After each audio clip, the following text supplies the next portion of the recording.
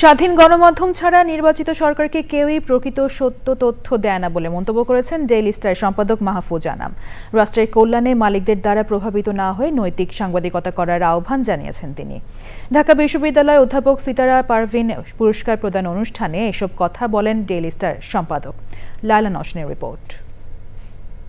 ঢাকা বিশ্ববিদ্যালয়ের গণযোগাযোগ ও সাংবাদিকতা বিভাগের স্বনামধন্য শিক্ষক অধ্যাপক সিতারা পারভিন ২০০৫ সালের ২৩শে জুন নিউ ইয়র্কে সড়ক দুর্ঘটনায় মারা যান তিনি। তার স্মৃতির প্রতি শ্রদ্ধা জানিয়ে অধ্যাপক সিতারা পারভিন ট্রাস্টের পক্ষ থেকে প্রতিবছর বিভাগের সর্বোচ্চ নম্বরপ্রাপ্ত ১০ শিক্ষার্থীকে দেওয়া হয় সম্মানজনক অধ্যাপক সিতারা পারভিন পুরস্কার।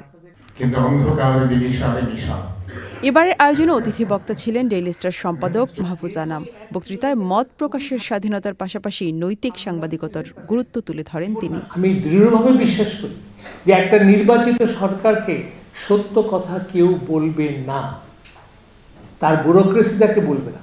যে দল ওই সরকারকে বানালো সেই দলেরও সদস্যরা তাদের নেতাদেরকে সত্য কথা বলবে না। তার একমাত্র তথ্য, সত্য তথ্যের সম্ভাবনা হচ্ছে স্বাধীন সংবাদপত্র, স্বাধীন মিডিয়া। শিক্ষার্থীদের মেধার মূল্যায়নে এ ধরনের পুরস্কার বিশ্ববিদ্যালয়কে এগিয়ে নিচ্ছে বলে মন্তব্য করেন বক্তারা। এই পুরস্কার তোমাদের মেধাকে আরো শানিত করবে এবং তোমাদেরকে আরো বস্তুনিষ্ঠ এবং দায়িত্বশীল যে সাংবাদিকতা সেই দিকে তোমাদেরকে ধাবিত করার জন্য সাহায্য করবে।